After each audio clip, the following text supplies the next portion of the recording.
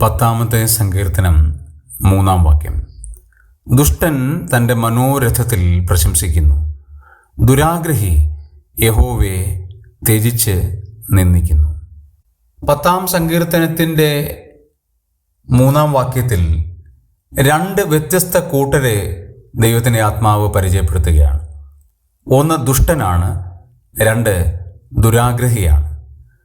ദുഷ്ടൻ്റെ ചില സ്വഭാവങ്ങൾ ആ 10-ാം അധ്യായത്തിൽ വ്യക്തമായി പറയുന്നുണ്ട്. എങ്കിലും എൻ്റെ ഹൃദയത്തെ ചിന്തിപ്പിച്ച 2 ചിന്തകൾ ഇങ്ങനെയാണ്. 1, ദുഷ്ടൻ തൻ്റെ മനോരഥത്തിൽ പ്രശംസിക്കുകയാണ്. അവൻ്റെ മനോമുകുരത്തിൽ ധാരാളം കാര്യങ്ങളെക്കുറിച്ച് അവന് പ്രശംസയുണ്ടാകും. അവനിൽ തന്നെ അവൻ പ്രശംസിക്കും, ഞാൻ ഏതോ വലിയ സംഭവമാണ്, എന്നെക്കൊണ്ട് പലതും സാധിക്കും, എന്നെക്കൊണ്ട് പലതും ചിന്തിക്കും, എന്നെക്കൊണ്ട് പലതും ചെയ്യാൻ കഴിയും. അങ്ങനെ ചിന്തിക്കുന്ന ആളുകൾ മനോരഥത്തിൽ പ്രശംസിക്കുന്ന ആളുകളാണ്. 2-ാമത്തെ കൂട്ടരെ പറയാണ് ദുരാഗ്രഹി.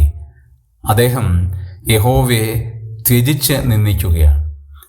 ഒരു നുകത്തിൻ്റെ 2 അറ്റത്തുള്ള കാള പോലെ തന്നെയാണ് ഈ ദുഷ്ടനും ദുരാഗ്രഹിയും.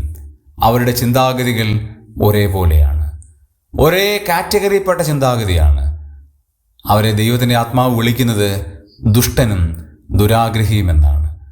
നമുക്ക് ഈ സ്വഭാവമുണ്ടെങ്കിൽ നമ്മളെ ദൈവം എന്ത് വിളിക്കും, എന്ത് വിളിക്കണം, നാം ആരാണ് എന്ന് ഒന്ന് ആത്മപരിശോധന ചെയ്യാം.